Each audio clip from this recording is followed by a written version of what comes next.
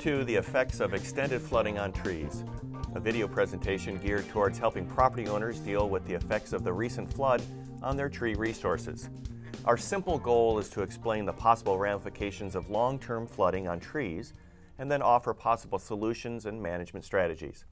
I'm John Fech, Extension Educator and ISA Certified Arborist, and helping me with this effort is Graham Herbst. He's a community forester with the Nebraska Forest Service and also an ISA Certified Arborist. Hi, Graham. Hi, thanks for having me. Oh, you bet. This should be a really good presentation. Let's dive right in and look at the effects. Why in particular has this flooding event been so problematic?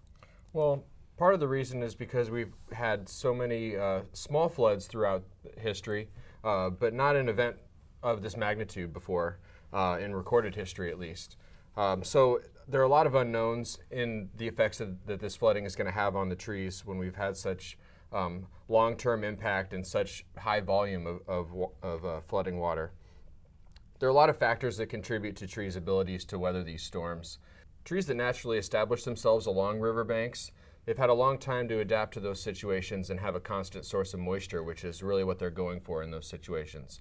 But when we have this long-term flooding, that's not an event that they've had time to adapt to, and so there are a lot of variables there that could cause a lot of mortality, decline. We're not really sure yet at this point how much effect it's going to have. Let's go to this first picture here. What we can see here is some large cottonwoods from 3 weeks ago when I took these photos. The flooding was still going on. We already have large mature trees coming down, root systems failing. This is kind of indicative of part of the problem with flooding.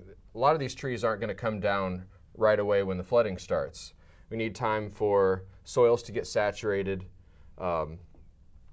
stability to be compromised a bit, and that's when you start to see this failing going on in more of a long-term basis. And this is going to continue for months on end after the floodwaters have receded. You know, Graham, what's interesting about the photo that you have there, and it's so indicative, what we know about tree root systems is they go out long distance in all directions. But what we've seen broken off from the attachments that are in the soil here are very, very small, maybe coffee table size. Exactly. And you're not seeing a lot of roots going out a long ways, like you said, and that heaving of large pancake that normally is associated with a nice healthy tree that maybe have been blown over by wind or something like that. Yeah. But after a couple months of flooding, there's some compromising in the roots itself, and not a whole lot coming up with those. Trees, they rely on their root systems for that stability, and the debris that's knocked against trees that are in that running water situation open up wounds, get that decay, bacteria and fungi started that can really have some long-term implications for the trees. Yeah. So we're looking at long-term flooding has caused this as a difference between, most of our floods are 7 to 10 days, and trees can usually get beyond that. But this has just been so long, a lot of stagnant water being a big issue, low oxygen levels, and a lot of trees aren't going to be able to handle that. Definitely. That stagnant water is going to lose oxygen very quickly and get warm very quickly, whereas your trees that are sort of being brought into the flow of the river itself, they're still getting a little bit of oxygen from that running water and maybe can kind of hobble through it a little bit better. But 3-4 months of extended flooding is an event that we haven't had much of an opportunity to observe in trees here in Nebraska. Well, the operative word there is maybe. So, but at least now we know a little bit more as to why this event has been so troublesome for our trees. Let's turn our attention now to what we should do about it. Graham, the #1 issue has got to be safety moving forward. Definitely. And what the biggest factor in safety is making sure that people are aware of what factors to look for in these situations. And one of those is just the heaving of the soil that'll happen as trees begin to tip before that critical point where they just fall over altogether.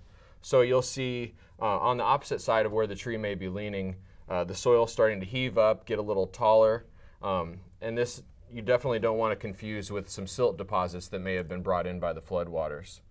There's also some cracking that you'll see lots of times, which can again be sort of misleading when the ground has been wet for so long and now it's drying out, and that's going to cause some cracking as well. So they're difficult symptoms to ascertain between the actual heaving and failure of the tree and just the natural drying out of the soil. Well, so now this can go on, these effects can go on for many years. We're dealing with a situation where, you know, we have tree parts underground, they're not visible, we don't know how healthy those roots are, and some of these trees could fail 2 or 3 years down the road as a result of this flood. And so moving forward, we're going to need some help with, most folks are going to need some help with hiring a professional to help assess their tree resources. Definitely. And the Nebraska Forest Service and the Nebraska Arborist Association, we're working on at least doing some dialogue with some certified arborists in the area so that everybody has as much information as they possibly can to get through this flooding and give people the best advice possible. But we're all relying on, you know, what experience we can gather from outside sources and from what we've observed so far. So there's a lot, you know, like I said, there's a lot of unknown variables, but we're going to do what we can to get everybody on the right page so that they can make good choices about what they're doing with the trees in their yard. And there will be continued to have efforts from the University of Nebraska, from the Nebraska Forest Service on various websites and other information to help get that information out. One key thing we can help people with right now is, as they start to look for professionals, is that ISA certification or Nebraska Arborist Association certification. That's one level of, you know, knowing that you're dealing with someone who has some good solid knowledge of trees and how they work. Certainly, and taking into account the long-term health of the tree. A good certified arborist is not only going to come and take a look at the question that you called about initially, but they're going to evaluate your whole site so that any other safety factors that you may not have been aware of are being taken into consideration as far as an approach to managing the trees on your property. That's why you're going to want to call a professional in, because they're going to be aware of things that you aren't maybe.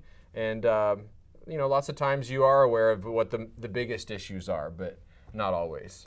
And that's what's going to, that certification is one thing that helps separate the folks who have a chainsaw and a pickup and just looking to make some extra money by cutting down the trees on your property, to those who are really true tree professionals. Certainly, and people that are able to identify targets and the possibility and what the risk factors are.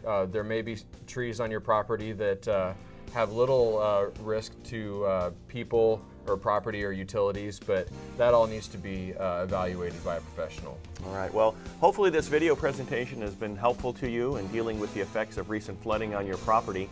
For more information, as I mentioned, we do have lots of web resources available, so point your web browser to flood.unl.edu, arboretum.unl.edu, and nfs.unl.edu. Thanks for watching. I'm John Fech with the University of Nebraska Extension.